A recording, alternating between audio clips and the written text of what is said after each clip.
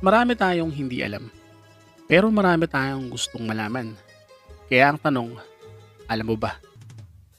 Alam mo ba na merong isang Hapones ang nakipag-participate sa ginagawang pagpapako sa cross ng ilang mga deboto sa naging tradisyon na at ritual na gawain ng ilang mga Pilipino sa Barangay San Pedro sa Kutod sa San Fernando sa Pampanga. Shinichiro Kaneko, ito ang pangalan ng Hapones. Ayon sa ilang mga namamanata, ginagawa nila ang kanilang pagpapako sa cross nang sa ganon ay matupad ang kanilang mga kahilingan. Mahal na araw ang gawaing ito kaya naman maraming mga turista ang nagtutungo dito. Ito'y para masaksiyan nga ang kakaibang gawain na ito.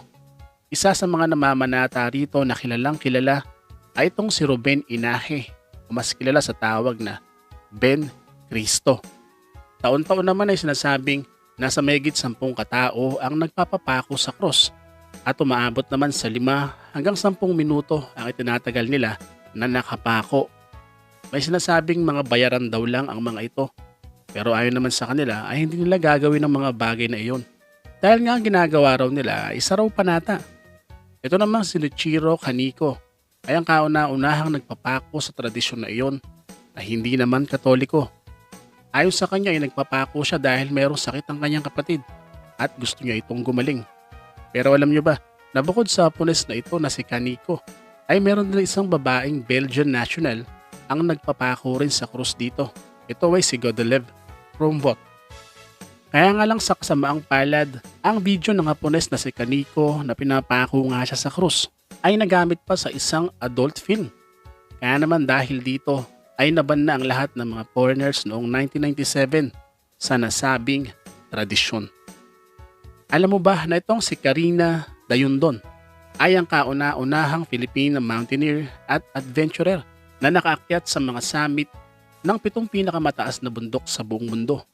Naakyat niya ang Mount Everest kasama pang 2 Filipina noong May 16, 2007. Pero bago ito, ay naakyat niya naman ang Mount Denali sa North America noong 2006. At matapos naman ng Mount Everest, ay inakyat naman itong si Karina ang Mount Elbrus sa Russia sa Europe noong 2013 naman. Ang Mount Kosciuszko naman sa Australia noong 2014. Ang Mount Kilimanjaro sa Africa noong 2015, ang Mount Aconcagua sa South America noong 2017 at noong 2018 naman ay inakyat niya ang Mount Vinson Massif sa Antarctica. At doon ay nakompleto niya lang ang pag-akyat sa 7 bundok sa 7 kontinente sa buong mundo.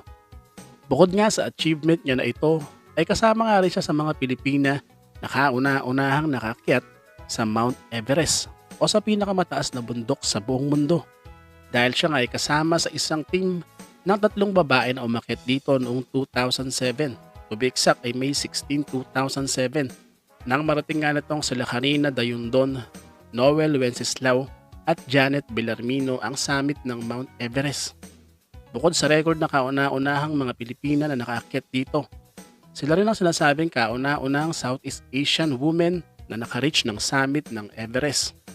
At bukod pa rito ay meron pang isa dahil sila rin daw ang kauna-unahang mga babae na tinawid ng Mount Everest o tinreverse nang sila ay umakyat sa hilagang bahagi nito sa Tibet at bumaba naman sila sa timog na bahagi nito sa Nepal. Alam mo ba na bukod sa pagiging magaling na manunulat, manggagamot at scientist, ay isa ring talented na artist itong si Kat Jose Rizal. Sa katunayan ay meron siyang mga nililok at mga iginuhit.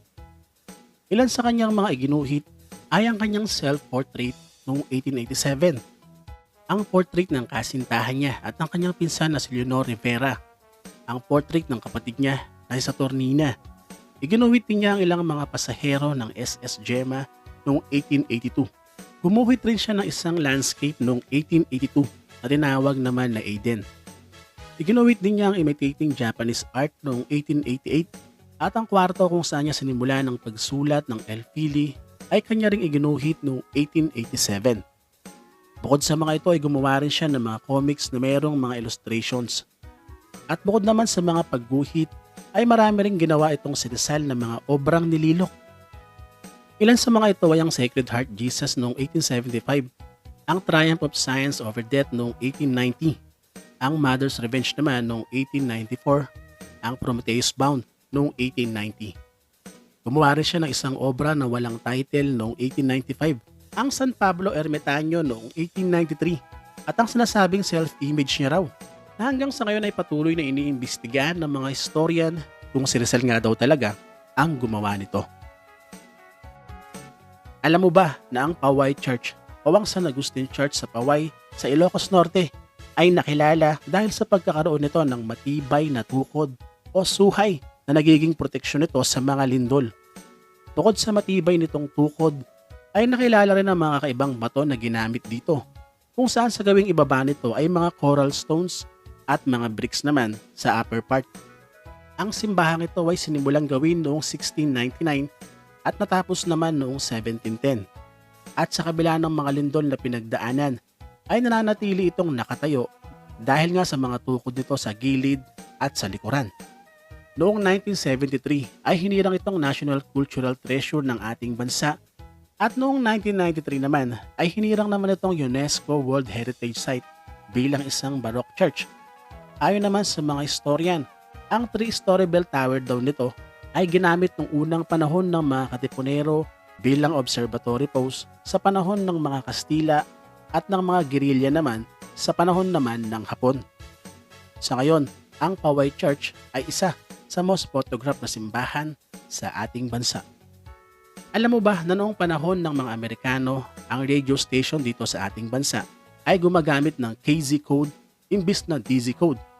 Ang mga Amerikano ay nagdala sa ating bansa ng 50-watt portable radio station na meron ngang code na KZ at tinawag pa nga itong KZSO. At nang marating ng mga USAF soldiers ang Manila, ay gumawa sila rito ng isang studio sa Claro M. Recto.